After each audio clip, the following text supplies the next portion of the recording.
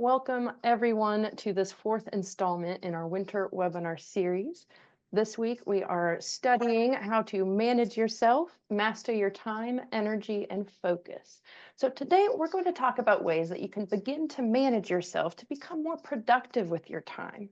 So again, thank you so much for joining me and my fellow employee development team today. So our objectives for this course are to become just a little more self-aware on your current work processes, make time work efficiently for you, learn what times of the day you have the most energy to get the most accomplished, and finally, we will wrap it all up with some tips and tricks for keeping focus and staying on task.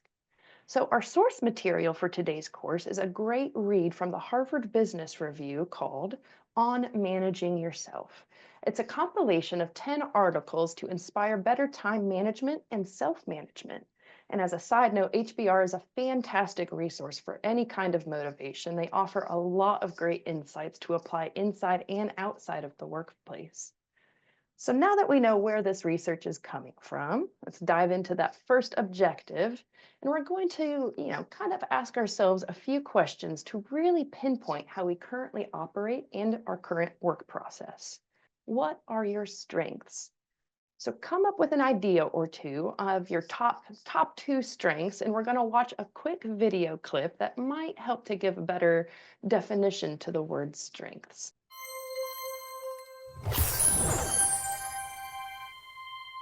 We're raised to believe that a strength is what you're good at and a weakness is what you're bad at. If a strength is what you're good at, then the person least qualified to identify your strengths is you, because you are not the best judge of your performance. But a strength isn't what you're good at, because let's face it, there are an awful lot of things that you're probably quite good at that you don't like at all, that don't drain you. If you're good at something, that's performance. It's not a strength or a weakness. A strength is an activity that strengthens you. A weakness is an activity that weakens you. Before you do it, you don't want to do it. While you're doing it, you can't concentrate on it. That's a weakness. Even if you're good at it, it's a weakness. Strengths and weaknesses are antecedents to performance. If you define a strength this way, as a strength as an activity that strengthens you, the person most qualified to identify your strengths is you. If I just told you to take a blank sheet of paper around with you for a week and draw a line down the middle of it and put loved it at the top of one column and loathed it at the top of the other and said, look, Chris, just for a week, anytime you find yourself looking forward to doing something, scribble it down. And then the other way too, stuff that, well, on the loathed it column, write down stuff that you kept trying to procrastinate or hand off to someone else, or while you're doing it, you couldn't concentrate. Do that. You'll end up with a list of loved it and loathed it. That list of loved it's is the place to begin when you're trying to answer the question, what are my strengths? You know better than anyone else does what intrigues you and what engages you.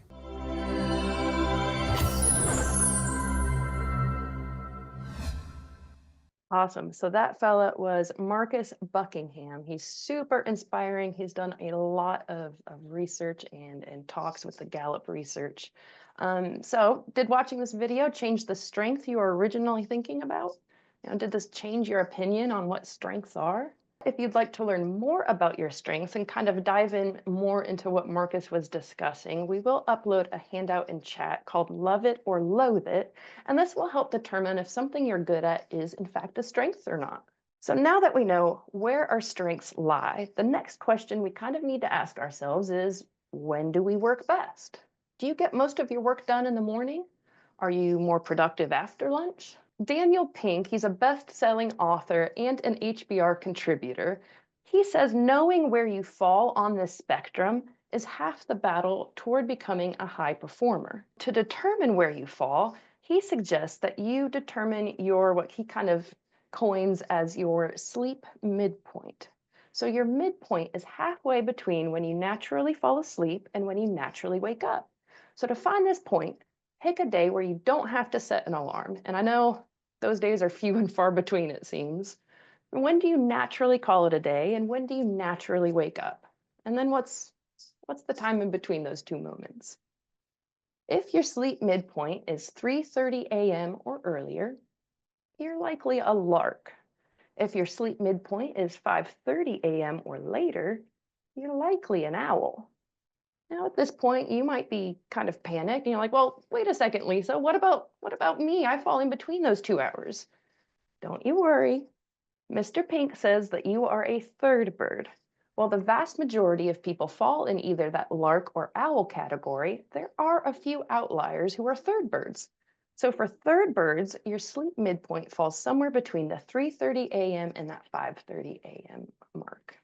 So for larks and third birds, the morning is usually the best time to do any kind of work that requires that head down, focused attention, like analyzing financial statements or writing a report. Whereas for owls, this kind of work flows best for them in the late afternoon, early evening.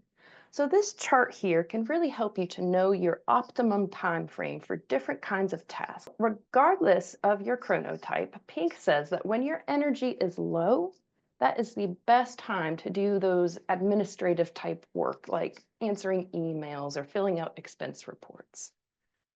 So, a third question you need to ask yourself to kind of help assess your work process is, what do I value? So, what about your work is something that you value? Or is there an aspect of your job that you feel meets those value-based needs for you? We can really simplify all of these wonderful values into three different types. We have our intrinsic, we have our extrinsic, and we have our lifestyle. So our intrinsic values are those intangible rewards that keep you motivated, like having a variety of tasks to do at work, or feeling respected, or having your work recognized. Those extrinsic values are those tangible rewards or conditions that you enjoy. Like, take, for instance, if you enjoy traveling for work, a nice paycheck, having time off when you need it the most, those tangible rewards. And then finally, lifestyle values. Those are personal values that indicate your preference, like where you live, how you connect with others, and spending quality time with friends and family. We do offer a handful of courses online and in a classroom setting that kind of dive more into these values to give you better insight into yourself and those around you. So we will post at the end of this webinar today our employee development website for you to check out any of our current offerings that you might be intrigued by. So additionally, we are going to upload an assessment in chat from the San Jose State University that will help you really nail down what your work values are and how you can use them to become more engaged and productive in the office. So I really want you to think about this next question for a moment. We all have innate skills that we bring to our job. What are yours? If you didn't come up with one, here is a small list of prompts to kind of get you thinking about what skills you bring to your workplace. I don't know if this will get you thinking, or like that strengths video earlier, get you thinking about maybe a different skill that you actually have. So now that we know how we work and what we have to offer, we can move on to our next objective: learning to manage that time. I know it sounds easy, but it can be very difficult to do. There's only 24 hours in a day, and at least eight of those are spent in our workplace. So we must find ways to align the time we have with the available time allotted for the tasks on our plate. So by breaking our time into categories, we can better align our available time with the tasks that we have, especially now that you know where your sleep midpoint is and when you are most productive in a given day. So here we have four different types of time when working. We have our boss imposed. That's time allocated to tasks that your boss has assigned, schedule meetings like one-on-ones or small team meetings. We have system imposed time, and that's time for tasks like timekeeping or full department meetings. We have our self-imposed time, and that's time that you set aside for tasks that you assign yourself in order to reach those goals that you set. And finally, we have discretionary time, and that's time that is not allocated to any specific task or person. So when it comes to managing our time, I really do urge you to step outside of your comfort zone, even just a little bit, and maybe try some of these tips to help stay on track. Make appointments, put it on your calendar, color coordinate it, block out time for these important tasks. Maybe you have a big project coming due soon and you need a couple of hours to really have that head down focus and finish it on time. Put it on your calendar, mark it as busy, Turn off notifications for as long as you need. So we can develop status updates. Develop a method of a tracking process. It can be as complex as a project management spreadsheet or as simple as a paper to-do list. Whatever works best for you is what you should use. I like using Google Keep. It's like cute little digital post-it notes. I kind of keep track of my goals for the month, what I've accomplished. If I'm having a particularly unmotivated day, I'll turn to my Google Keep and kind of pump myself up by all my accomplishments on there.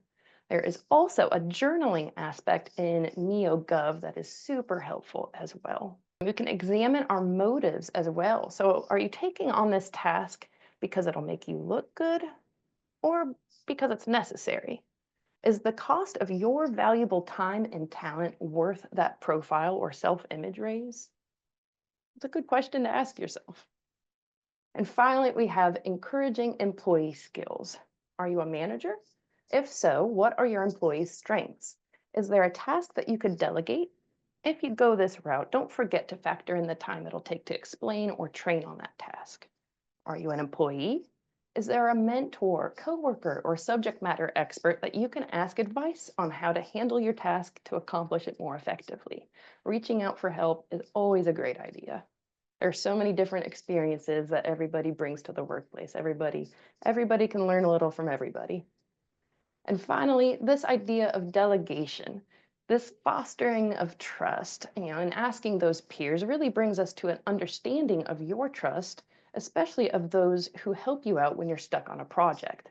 And remember that trust can take many forms, including trust that they'll maintain confidentiality if needed, trust that they'll complete the task accurately and on time, trust that their advice is credible and beneficial.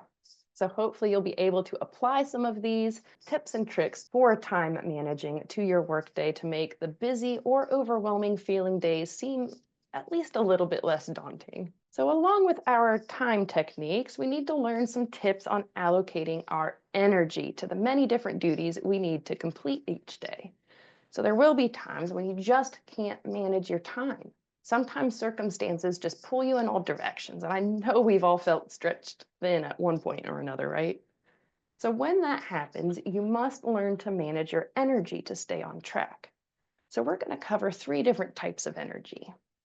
We have our physical, that's your body and the physical endurance it takes to complete a task. You have your mental energy, that's your mental state. Are you in a period of frenetic energy that won't allow you to sit still? Well, this could be a great time to clean out your office area or reorganize your filing system.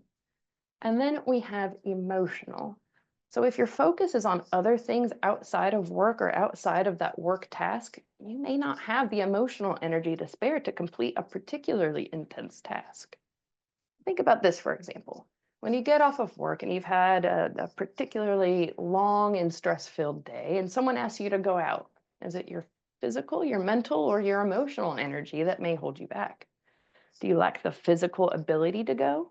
Maybe your feet are aching and you just want to sit down for a bit. Maybe you're feeling rushed and have things that you need to get done at home. It can even be an inability to connect emotionally due to other factors going on in your life. There is, however, one other serious type of energy that can affect all 3 of these types. Just boiling it down and talking about stress.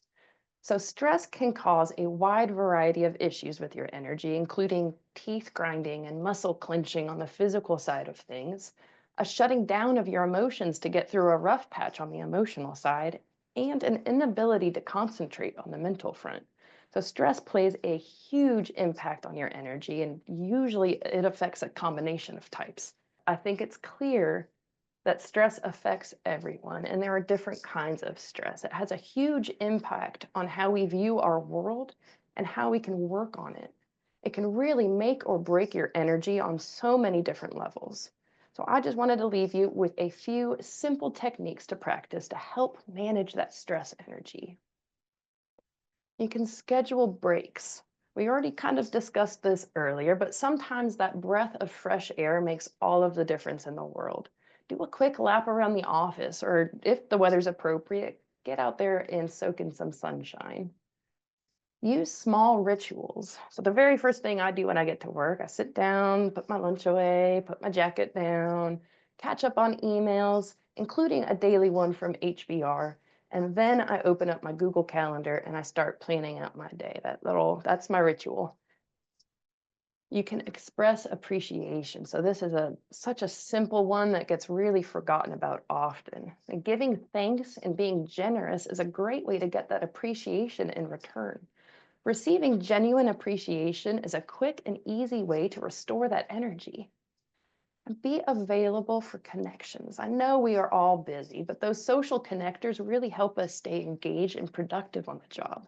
So make time to say hi to that coworker, ask about someone's pet or how their child is doing in sports. Really paying attention to their answers will help you develop those important connections. We've covered our time and we've covered our energy, but what about that focus? When your focus is scattered, it can be really difficult to complete a task, even if you have that time and that energy. So who here is familiar with the concept of attention economy?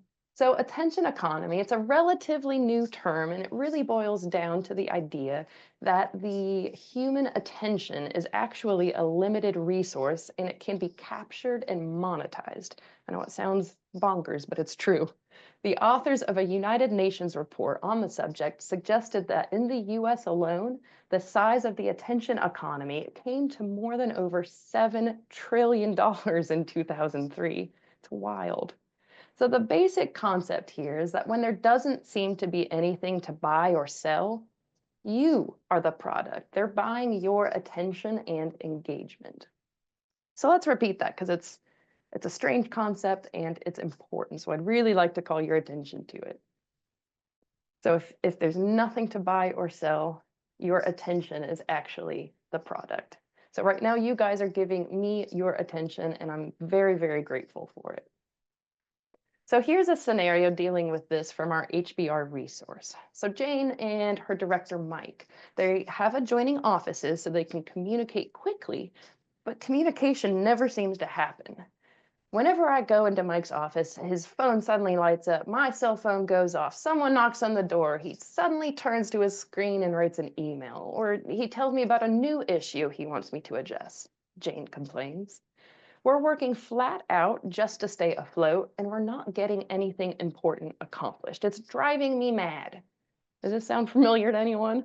I'm sure we've all dealt with this situation before. So I've just described what experts are calling attention deficit trait. It was first identified in 2005, and it's rapidly becoming the norm in organizations around the world. So not to be confused with ADD or ADHD, ADT can lead to distractiveness, frenzied behavior, and impatience. It can really undermine the work of an otherwise talented individual. But ADT is not genetic. It's not that genetic condition that sometimes ADD or ADHD has. It's usually aggravated by a variety of components, and it's a product solely of our environment in the fast-paced demands of the modern world. So the symptoms of ADT, they don't appear all at once. The sufferer does not experience a single crisis, but instead a series of minor emergencies while he or she tries harder and harder to keep up. So people often do their best to keep up and not complain, but eventually it will snowball and it will lead to a constant feeling of low-level panic and guilt. So facing an overwhelming task list, the person then becomes increasingly frazzled, curt, and unfocused, all while trying to keep the image up that everything is okay. But you can fight ADT symptoms through some simple techniques. We can promote positive emotions. I know you guys talked about this in the chat window a little bit, given those positive vibes. So even when you're stressed out and upset that things aren't going your way, just try to be positive in all your interactions. You might be surprised at the effects this has not only on you, but the people around you.